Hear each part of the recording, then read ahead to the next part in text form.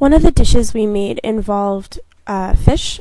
The way they did it, which was really different, was we had to cut the fish in like a crisscross, like a cross hatching, and after we did that, it was fried. And when it fried, it curled up like a pine cone.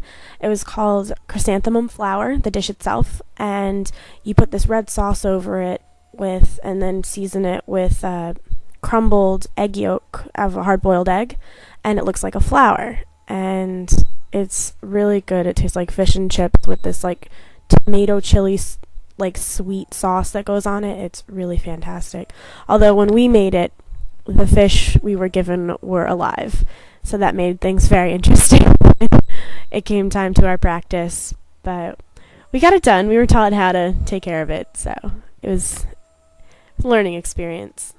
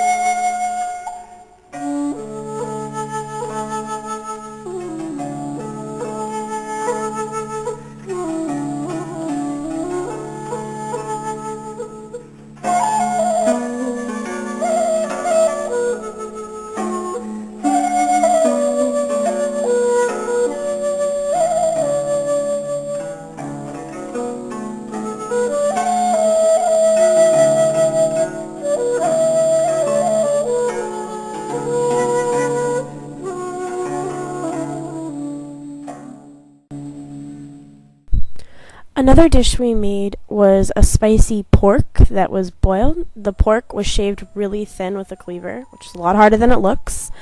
And when we did this, we then cooked it in the sauce that it was going to be served with.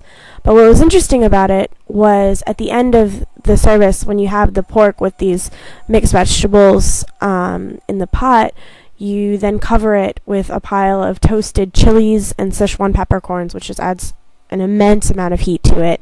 But then to finish it, you pour hot oil over it. It kind of gives the effect of throwing an ice cube into a fryer, but it does it in the bowl, so it actually has more of a show effect rather than striking terror into the hearts of those around. But it was actually really good. It was a little spicy, but it was really flavorful spicy, which was unexpected.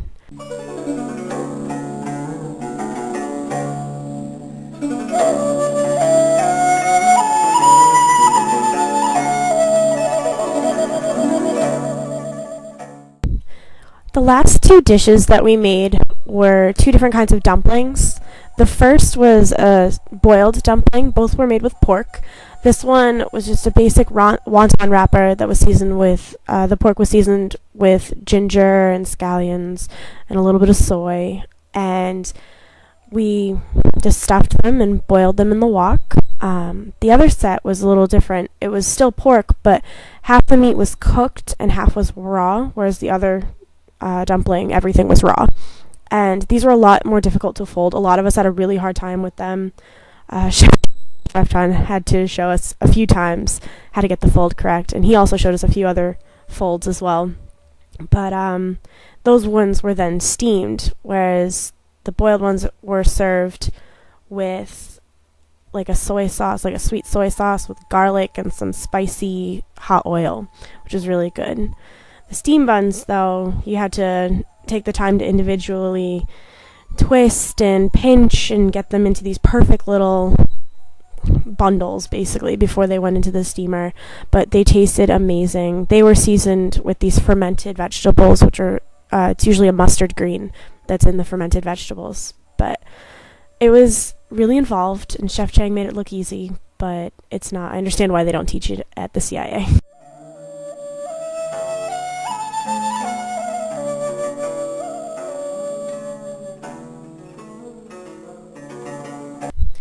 After leaving the culinary school, we went back to the hotel and then went out to the Chinese opera.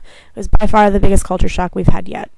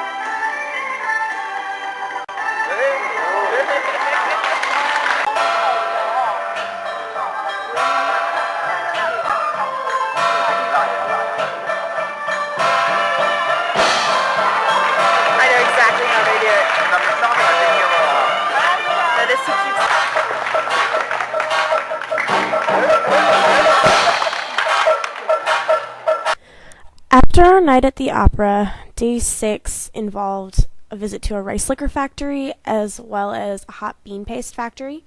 The rice liquor factory was very interesting. We've been to distilleries before, but we weren't really prepared for how different it was going to be.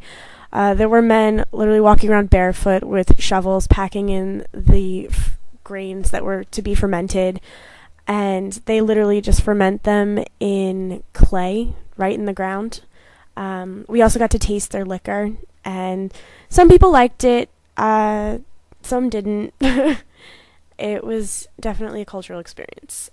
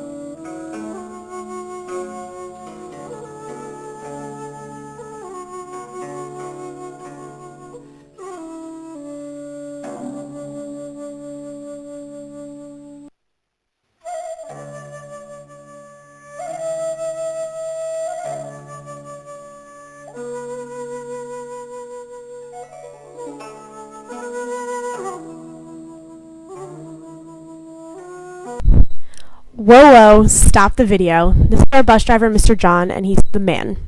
Continue.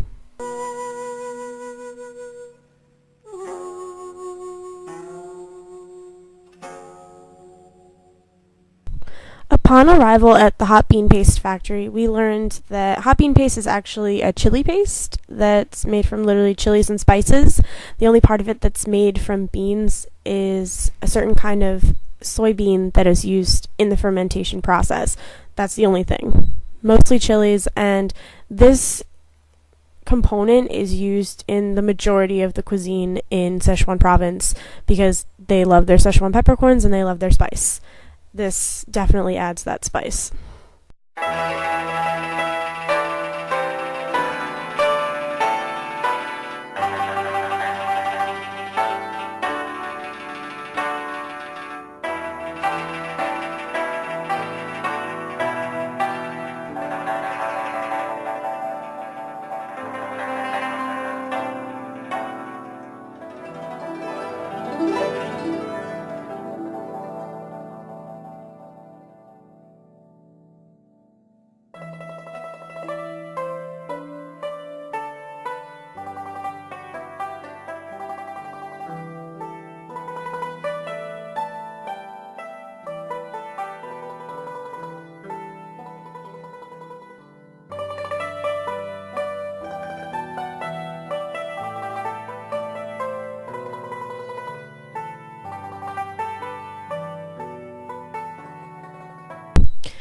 On day 7, we went to another rice liquor factory.